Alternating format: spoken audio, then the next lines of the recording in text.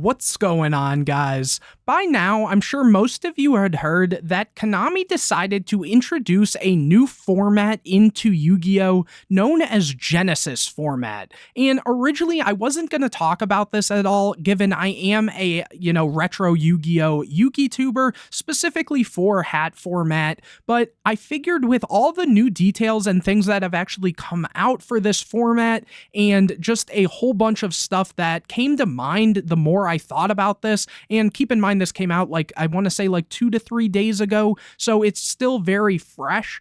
I wanted to talk about what impact this format could have on retro Yu-Gi-Oh! As I haven't really seen many Yugi-tubers really talk about how this is going to impact retro Yu-Gi-Oh! And if I'm being honest, I definitely think it has the chance to, but for that to actually make sense, you are going to need to know what Genesys format is. Again, I'm sure a lot of you have already heard this already, so feel free to kind of skip ahead, and I'm just going to kind of go over this for the people who might not be familiar with it. So again, keep that in mind, and without further ado, let's get into this.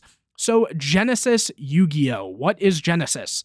The Genesys rules are simple. No link monsters or pendulum monsters are allowed. All other cards are allowed. The original field layout is used with no extra monster zones or pendulum zones. Now, this first bullet point definitely makes sense. If you're going to have a format without link monsters and pendulums, it makes sense that there is going to be no extra monster zone, as it's not going to have a purpose there. And the other thing is all other cards are allowed. And this is very interesting because it means there's technically not a ban list. And we'll talk about that right now, moving into this second bullet point. The second bullet point says, the standard forbidden and limited cards list is not used. All those cards can be used except link and pendulum monsters, which makes sense, and the limit of cards per deck is still going to be the regular 3 copies.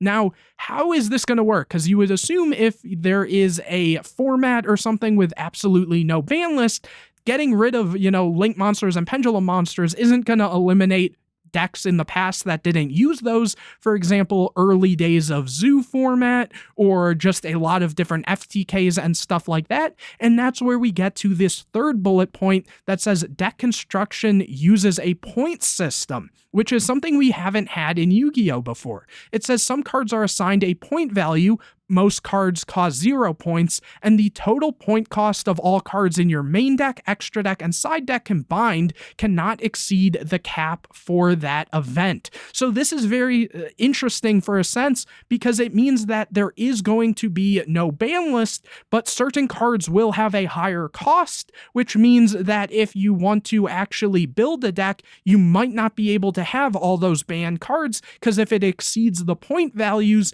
then, you won't be able to play it. And that is where we come down to the fourth point that says the standard point cap is 100, but events can be run with any point cap or even 0 point cap. Official tournament stores can set their own caps for their tournaments. So this kind of implies a couple things. First off, we have to take a look at some of the point examples to actually understand this. The other thing is we already see that official tournament stores are going to be supporting Genesys, and there's going to be a lot more than just locals. I will explain that in a minute as well. But if we come down here, we can already see that, there's a bunch of different point examples. For example, Abyss Dweller, a very problematic card, is going to be 100 points. Or we can take something like, Ash Blossom, that's in most decks in current Yu-Gi-Oh! Is 15 points. Meaning if you were to have, 3 copies of Ash in your deck, you can't have something like Abyss Dweller. And this should all be in alphabetical order. So if we scroll down a little bit, what's cool about this is there's lots of cards that, people really like that are a little more iconic.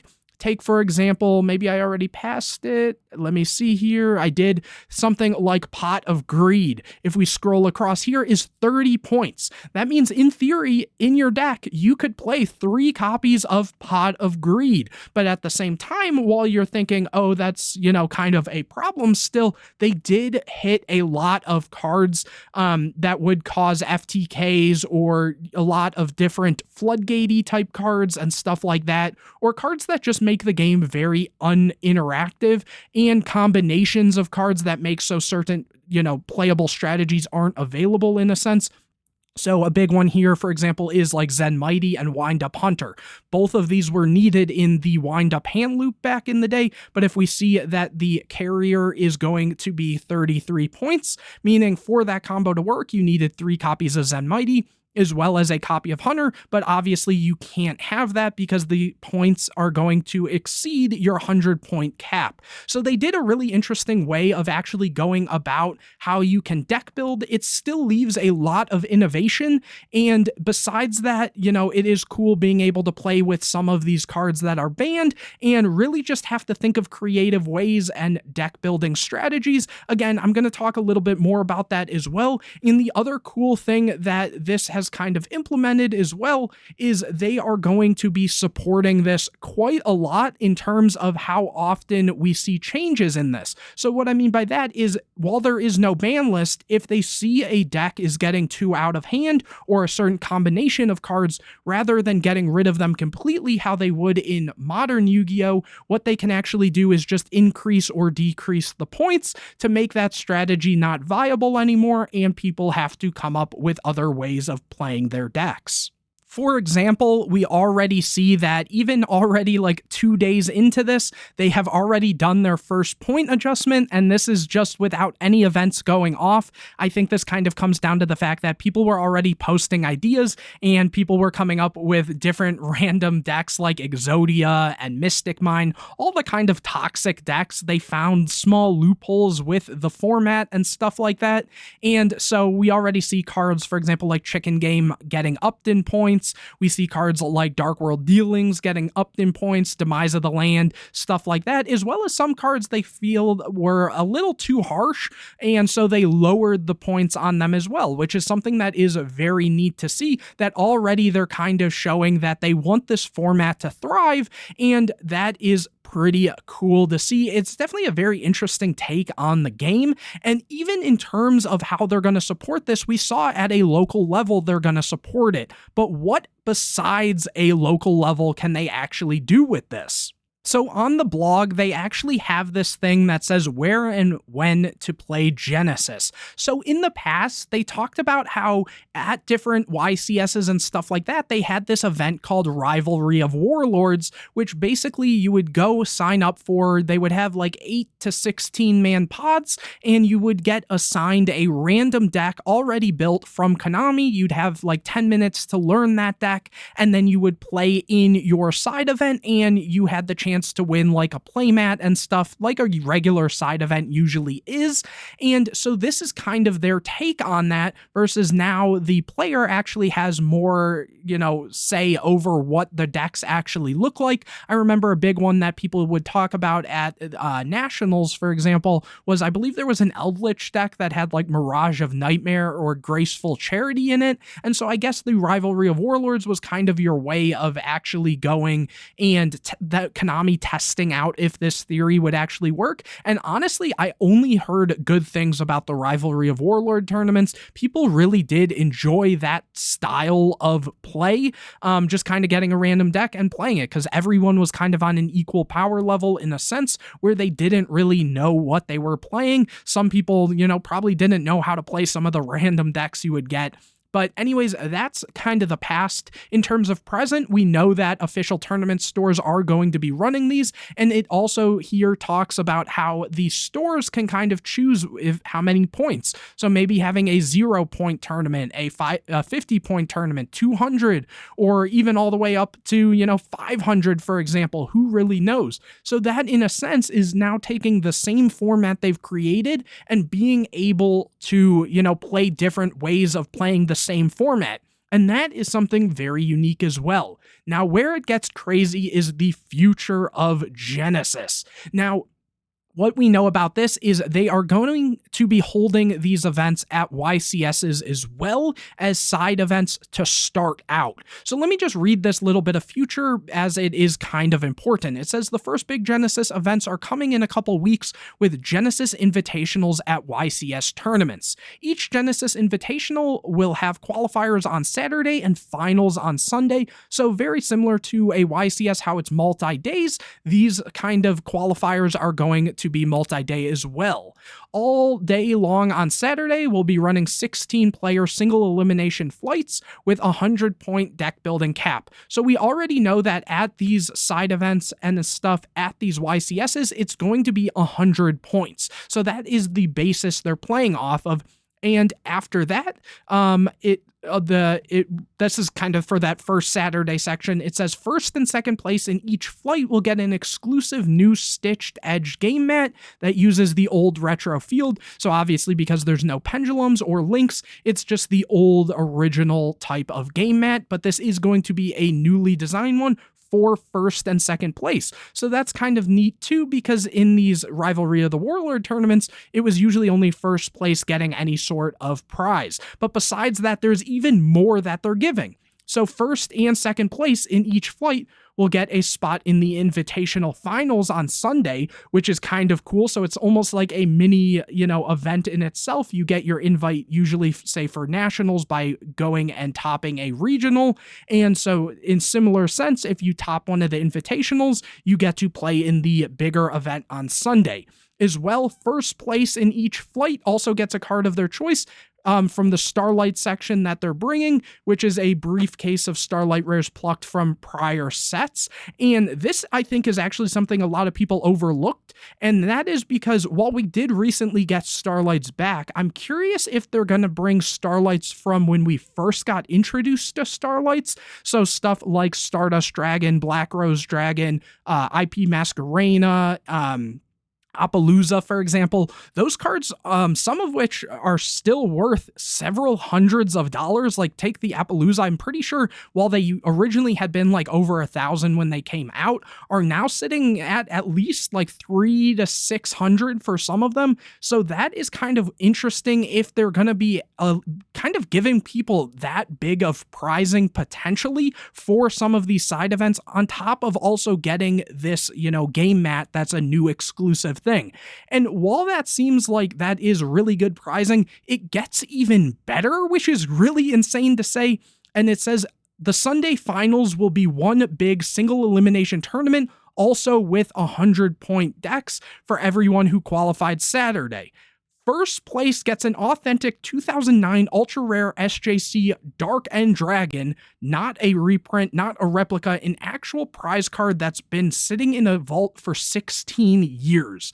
So if you play in this side event, you now have the chance to win an actual prize card. Now, before COVID and the whole virus stuff, Dark Ends, I believe it was 2016 or maybe 2015, a YCS Atlanta, Dark Ends were going for about $350 to $450 value, and then with the whole virus stuff, Edison taking off, we did see Dark Ends jump up a ton in price, and as a result, these are still worth like several thousands of dollars now.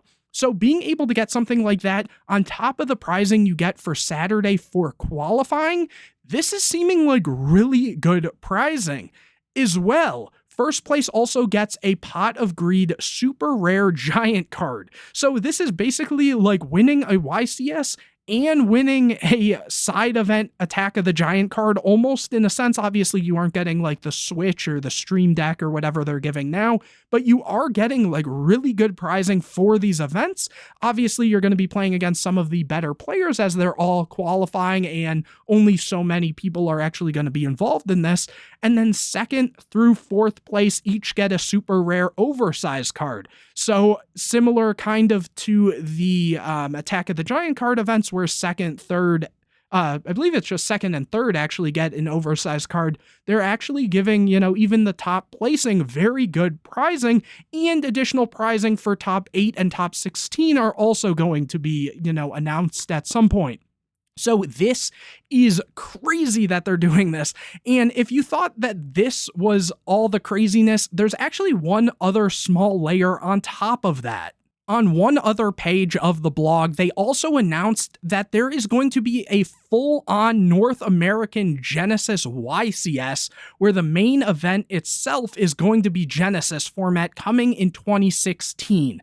So all of this information combined, Konami is very much so pushing this, which they have never done even for the Ultimate Time Wizards and stuff like that. And it's kind of unfortunate looking at this from the perspective of someone who really likes retro Yu-Gi-Oh! And this is where we kind of start talking about how this is going to affect retro Yu-Gi-Oh! So we all know that originally there was Time Wizard events at YCSs and regionals having side events and stuff, and eventually they switched it over to time travel, which a lot of people really didn't like, and eventually Konami just did away with retro Yu-Gi-Oh! At events, as well as they stopped even supporting side events and stuff like that for it. They stopped giving like the playmats for the Winamats that they used to do, and completely just kind of kicked retro Yu-Gi-Oh! Out of, their events, which it really is unfortunate because so many people were so invested into it. The Ultimate Time Wizard tournaments did really well at YCSs, and they were very competitive. People would come to these YCSs just to go and play in Ultimate Time Wizard, and the fact that now we're seeing, if we kind of go back here, that they had Dark End Dragons available. They were willing to give out, giant cards and stuff more than just the Ultimate Time Wizard, and with the first and second and third getting, prizing, we're now seeing that they really could have pushed Ultimate Time Wizard and Retro Yu-Gi-Oh! Very far if they wanted to, and this is kind of sad to see that they just never had the chance, because could you imagine a whole YCS of Edison format, or a whole YCS of Hat format, Tengu format, Goat format, all these retro formats? It really would have been cool, and that was always the ultimate goal for a lot of people, was having these big retro events. Now, this obviously isn't the death of retro formats. We know that things like RBET exist. There's about to be LDS. There was, for example, a Midwest Edison clash that took place, I want to say maybe a month, maybe a little bit more ago. And all of those are really big events. People really enjoy those, and they do give out good prizing. For example, the Midwest Edison thing was giving out a Dark End Dragon for their actual prizing. So with this being introduced, we kind of get in a weird situation. It means that those retro format circuits and stuff like that, I know PPG did some, even as recent as, I want to say a few weeks ago, ARG even talked about making a potential comeback for their 20th or 25th anniversary. And if that were to be the case, that's really big news. And now more than ever, it kind of takes a weird place, because again, if they were giving out, for example, Dark Ends as some of these prizing for those retro format events, they're going to have to up their game, because now you can kind of win one in a side event at a Konami event. So if you scrub out early on at a YCS day one, you could almost just switch up your deck a little bit, look at the point system and stuff, and hop over into one of these side events and basically play in a second YCS during your YCS. Or even if you just don't want to go and play in the main event, maybe you don't like that, you can now go and play in this side event, still see all your friends who play modern Yu-Gi-Oh! And stuff, and, still have the chance to win good prizing. So even though people have a sour taste in their mouth from Konami, they're kind of giving you an incentive to almost want to still show up to their events, and I feel like the fact they're giving out Dark Ends specifically is kind of a nudge at those grassroots events that have been recently giving these out, and I'm curious as to how them giving these out is going to affect the value of Dark End, how right now they're going for several thousands.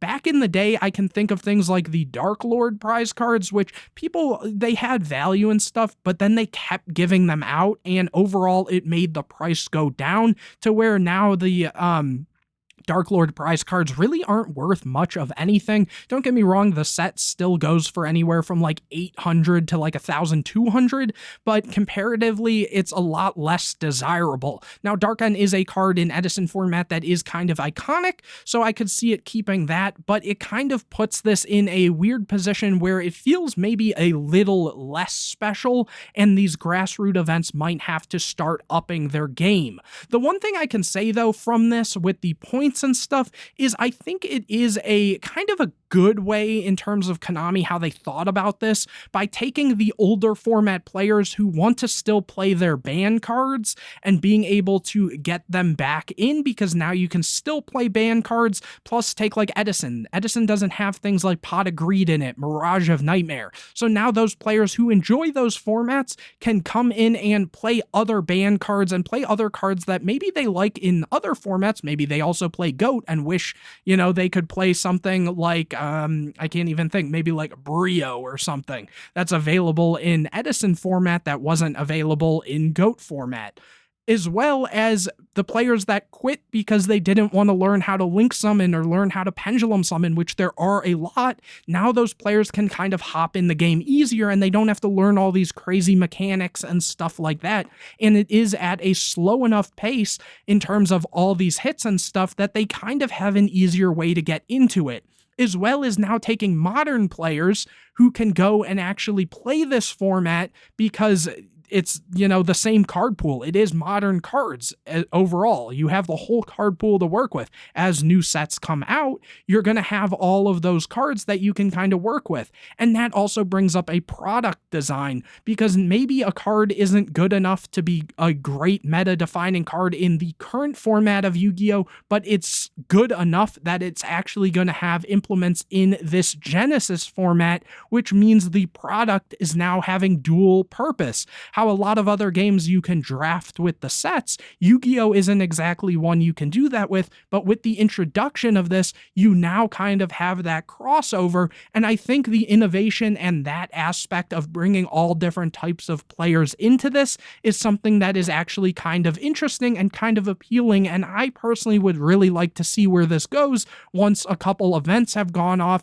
And even then, how Konami's pushing it, a lot of Yu-Gi tubers and stuff are pushing it. I know Farfa, for example, is going to be hosting a Genesys online tournament. I know Kong's Cards is going to be holding one. And just a lot of people are really trying to see how this format is going to shape up. Even as of today, Dueling Book has even implemented their own form of Genesys format and this into their system, which, if you think about how long it took them to actually put, say, a rated format for Edison or even GOAT, it took them a very long time. Now, we have just heard about Genesys format within the past couple days, and they've already implemented this. Now, while this looks like a normal hat deck here with nothing too crazy, if we go over to the side, they now have a Genesys toggle, which you can turn on, and it is going to show you your point values. And this is kind of big because now you can start testing Genesys and this format on Dueling Book. And again, they implemented this so quickly compared to other retro formats, even to the point where if you go here, they have even added their own Genesys format section, which is really massive, because it's not only is it, here, it is on the front page comparatively with the modern Yu-Gi-Oh! Format, which is something that's really big because people expect if this format gets big enough, it even has the chance to overtake the modern game. Now, I think that's a little bit of coping, and I don't personally see that. We will really have to just see as time goes on, but the fact it's on the front page is kind of wild. Now, how this also impacts this is if we go to the side, we then have GOAT format, Edison format, and custom cards, right? So you're thinking, okay, that's great, but what about other retro Yu-Gi-Oh? Which there hasn't been a, little section here for H.A.T format, Vegas format, Toss format, any of those.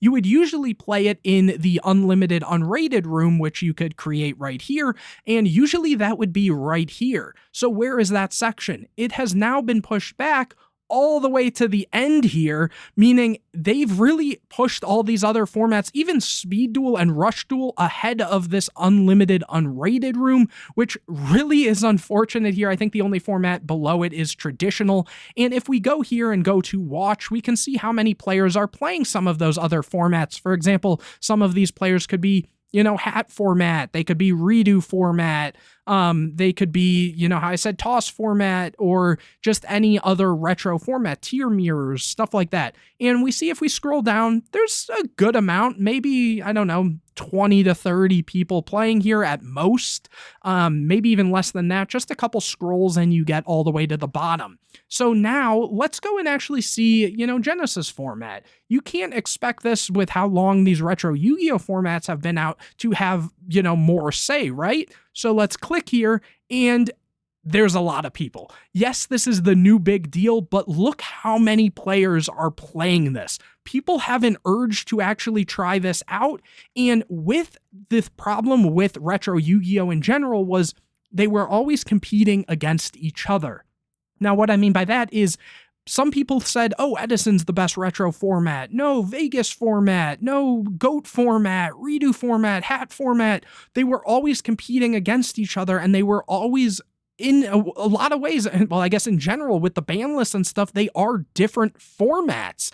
And so the thing with it is, unlike the retro formats, this Genesys format is supported by Konami at official stores, and you have the whole card pool to work with. You don't have to worry about a ban list. You don't have to worry about different rulings at different times during, this format. It's all modern Yu-Gi-Oh, modern rulings, one whole kind of ban list in itself. Sure, players have to learn that, but it's a lot easier to just bring a Genesys deck than bringing, say, a H.A.T format deck and hoping someone else at locals also brought theirs. Because I can't tell you how many times I've been to locals and we get into this kind of problem where players are like, hey, I brought a H.A.T deck. Oh, I only brought Edison. I only brought GOAT. And so you can't even play it.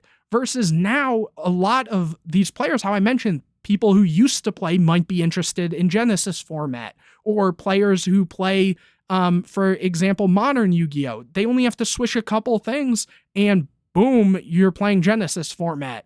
And it is supported versus, again, certain locals aren't going to support it.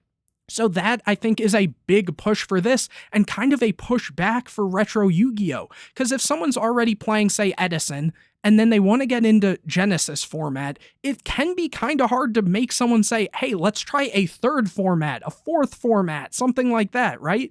It's really hard to keep introducing new things when they're already dealing with one new thing at a time. So that could benefit retro Yu-Gi-Oh! If people have already played those, but at the same time, newer players and getting newer players into certain retro formats could definitely hurt from this as well. Now, one other point I want to bring up is there are buyouts happening because of Genesys format, which in theory is going to make retro Yu-Gi-Oh! More expensive as well. Here, I chose Max C because I, again, mostly play H.A.T format, and this is a staple in the format. And for that being said, obviously there's lower rarities. The lower rarities are also going up in price. But say you wanted to have a decent-looking H.A.T format deck, right? You could spend maybe a couple $100 at most to have, like, mostly QCRs, right? Maybe not even that. Honestly, you probably could have, for a couple $100, have a good-looking H.A.T format deck. It depends on the deck, obviously. But here we had Max C, which were about $40, right? And now Genesys format comes in, and now the lowest listings for these are, $95. So over doubled in price, which means that now if you want to play a H.A.T format deck, for example, and you want it to look nice, you have to shell out even more money, which in some cases might even potentially price people out of retro formats. While there are plenty of reprints and stuff, the way Genesys format impacts that could make other things go up. Take, for example, a smaller case. Pot of Greed Starlight just came out, and these were selling at about $4, right? Genesys format gets introduced, and now they have over doubled in price. So it's kind of unfortunate that we are now getting to the point where all these different formats are now competing in terms of pricing on top of everything else. And people are kind of buying out every ban card imaginable, even if they aren't going to see a ton of play in the format. So what I mean by that is, take, for example, Max C, right? Max C we saw was, I believe it was 50 points or something like that. This card, if you play 2 copies of it, you are at your limit. You can't play Dweller, you can't play anything else. So what is the reasoning to actually go and play Max C if there's other powerful cards? If you play 2 copies of Max C, you can't play Pot of Greed. And I would say in a lot of cases, would you rather have those cards like the Max C versus the Pot of Greed? And you kind of get into this crazy little argument there. So going back to Dueling Book so we can actually see the points a little bit here, you kind of get in that argument of people are buying out these cards which are increasing the prices of good-looking retro Yu-Gi-Oh! Without even thinking how they will implement it. So take, for example, a card like Infinite Impermanence. If we go here, it's 15 points. So you could play 2 Max C, sure, but you could also play 3 copies of Imperm for the cost of a 1 Max C and still have 5 points left. Or take, for example, we see here, DD Crow is free. You can play that completely free. Plus, that means you can just use your points on, say, 3 copies of Imperm. Or take, for example, Ash Blossom is also 15 points. So you could play your 2 copies of Max C, or you could play a full set of Ash and a full set of Imperm and still have things available. Besides that, you have the Mulcharmies. Let me type that out real quick. Or is it Mulcharmy? My apologies there.